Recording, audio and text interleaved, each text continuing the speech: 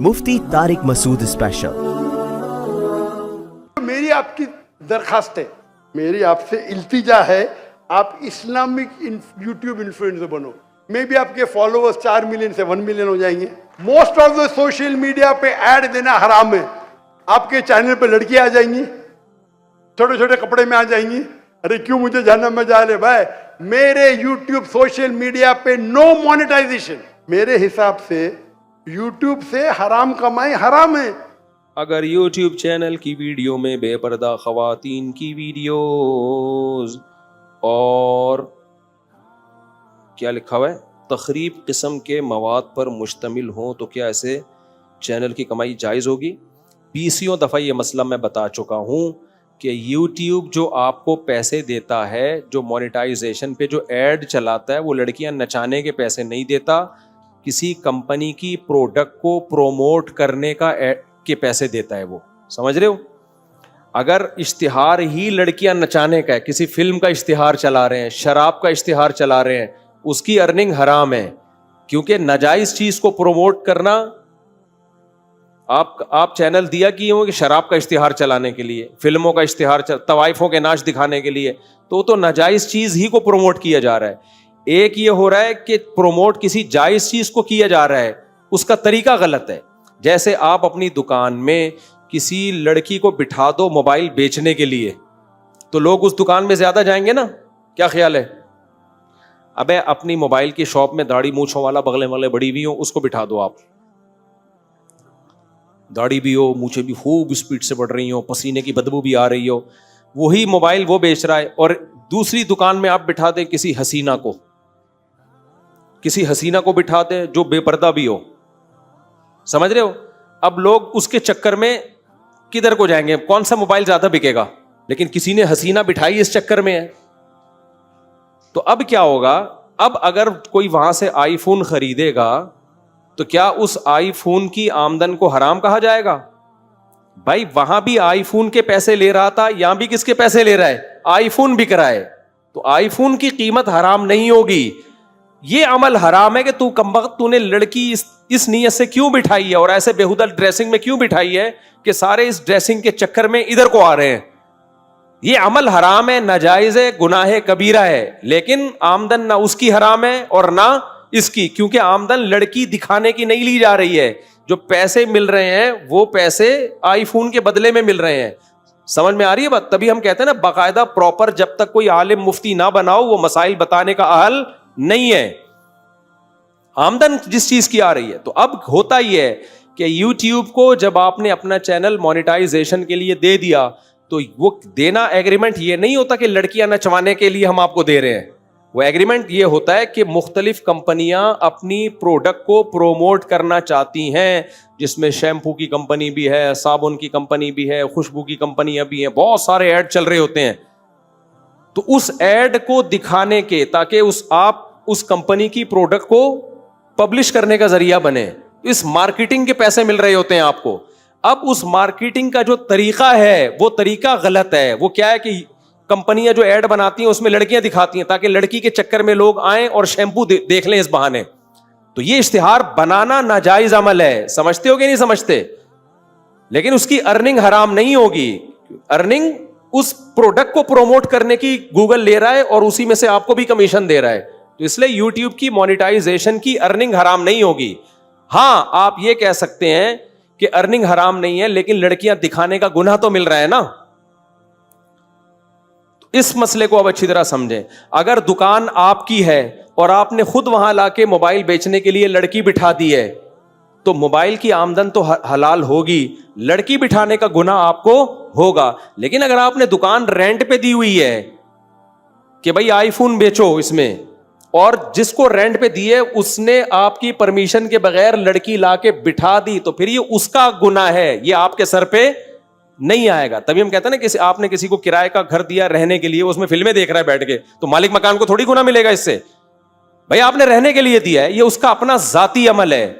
तो कंपनी जो इश्तिहार बना रही है, लड़कियां नचा के प्रोडक्ट को प्रोमोट कर रही हैं, ये इश्तिहार बनाना भी नाजायज है, और गूगल का इसको आपके चैनल पे चलाना भी क्या है? नाजायज है। लेकिन آپ کو گناہ اس لیے نہیں ملے گا کہ یہ آپ کے کہنے سے نہ گوگل چلا رہا ہے, نہ وہ کمپنی اشتہار آپ کے کہنے سے بنا رہی ہے. آپ نے جو اس کو دیا ہے بیسک جس کام کے لیے دیا, وہ کام کیا ہے بھائی؟ کمپنیوں کی پروڈکٹ کو پروموٹ کرنا. یہ کام بذات خود جائز ہے. جیسے آپ نے کسی کو اپنی دکان شراب کے لیے نہیں دی ہے, آئی فون بیچنے کے لیے دی ہے, ایک حلال کام کے لیے دی ہے. اب حلال کام وہ کر رہا ہے لیکن اس کو پروموٹ کرنے کے لیے لڑکیوں کا استعمال کر رہا ہے, تو اس میں دکان کا مالک بھی گناہگار نہیں ہے, نہ وہ گناہگار ہے جس نے آئی فون اس کو بیچنے کے لیے دیا. گناہگار وہ ہے جو بیچنے کے لیے خود سے یہ غلط طریقہ استعمال کر رہا ہے.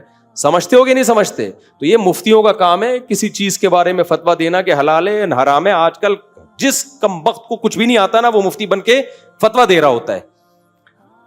اسی وجہ سے ہم یہ کہتے ہیں کہ کچھ اشتہارات ناجائز بھی چلا دیتا ہے گوگل. شراب کا اشتہار چلا دیا, سودی بینک کا اشتہار چلا دیا, اس کو پروموٹ, تو یہ تو پروموشن ہی حرام ہے نا. تو اس میں پھر کیا ہوتا ہے کہ آپ کی حلال میں کچھ حرام شامل ہو جاتا ہے. اس کی مثال ایسے جیسے آپ نے آئی فون بیچنے کے لیے دکان دی تھی لیکن اس میں شراب بھی بیچ رہا ہے, وہ شراب بھی بیچ رہا ہے, آپ کی پرمیشن نہیں ہے لیکن وہ بیچ رہا ہے. تو پھر کیا کہا جائے گا بھائی؟ اس میں تو چونکہ مکس سارے کام ہو رہے ہیں تو کچھ نہ کچھ پرسنٹیج آپ کو احتیاطاً, یہ بھی ہم احتیاطاً کہتے ہیں, اس میں بھی اگر زیادہ ڈیپ میں جائیں تو یقینی طور پر یہ بھی واجب نہیں ہے کیونکہ آپ نے اس کام کے لیے دی نہیں ہے اس کو, لیکن پھر بھی ہم احتیاطاً کہتے ہیں کیونکہ الگ الگ چیزوں کا کمیشن آپ کو مل رہا ہے.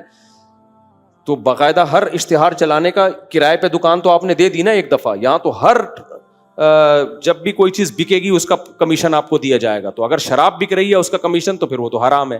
تو یوٹیوب پہ جب ناجائز آپ کا ایڈ چلے گا تو وہ آپ کی ارننگ میں حرام شامل ہو رہا ہے. اس لیے ہم یہ کہتے ہیں کہ جب آپ کی یوٹیوب کی ارننگ آئے تو اس میں چند فیصد, کوئی کہتا ہے 5%, کوئی کہتا ہے 10%, کوئی کہتا ہے 2.5%, تو ایک لم سم اندازے سے کم از کم 5% صدقہ کر دیا کریں اس میں. پھر بھی اگر یہ جو آج کل کے کچھ اسکالر آئے ہوئے نا جو علماء پہ اعتراض کرتے ہیں, پھر میں ان سے کہتا ہوں کہ اگر تم یوٹیوب کی ارننگ کو حرام کہتے ہو نا تو پھر تمیز سے حرام کہو, دوغلی پالیسی اختیار مت کرو, کیونکہ جس کی آمدن حرام ہوتی ہے نا اس کی چائے پینا بھی حرام ہے. پھر سمجھ رہے ہو؟ پھر یہ نہیں بولو کہ یہ مذہبی اسکالرز جو ہیں ان کے چینل مونیٹائز ہوئے ہوئے ہیں, یہ حرام کھا رہے ہیں, پھر جتنے ولاگر ہیں سب حرام کھا رہے ہیں. یہ کمبخت وہاں ایک لفظ نہیں بولیں گے, ان کے ہدیے بھی لیں گے, ان کے گفٹ بھی لیں گے, ان کو ساری ٹھڑک مولویوں سے, اور پھر اپنے چینل بھی مونیٹائز کرا کے بیٹھے ہوئے ہوں گے.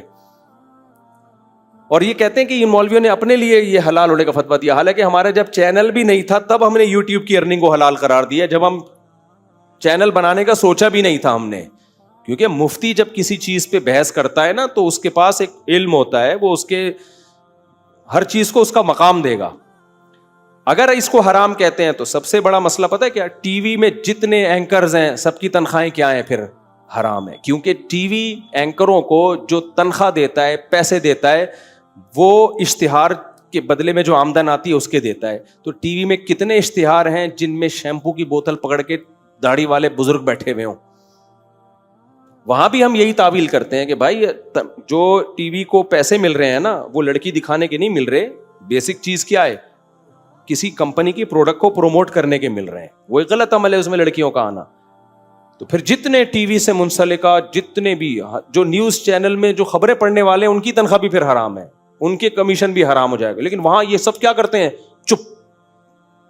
صرف ایک مفتی طارق مسعود ملا ہوا ہے ان کو, کیا بھائی یہ ان کے آمدن حرام ہے ان کے. تو بھائی تم ایک جگہ ٹکو نا, کسی ایک دھاوے پر کیا ہے ٹکو, پھر بولو جتنے ولاگرز ہیں سب کی تنخواہ سب کی آمدن کیا ہے؟ حرام ہے. اور میں بار بار کہتا ہوں مجھے تو اپنے چینل کا الف بے بھی نہیں پتا ہے, نہ کی پتا ہے, پاسورڈ تک نہیں پتا. میرا سارا چینل کسی اور کے کنٹرول میں ہے, سمجھ رہے ہو؟ نہ آمدن کا پتا ہے.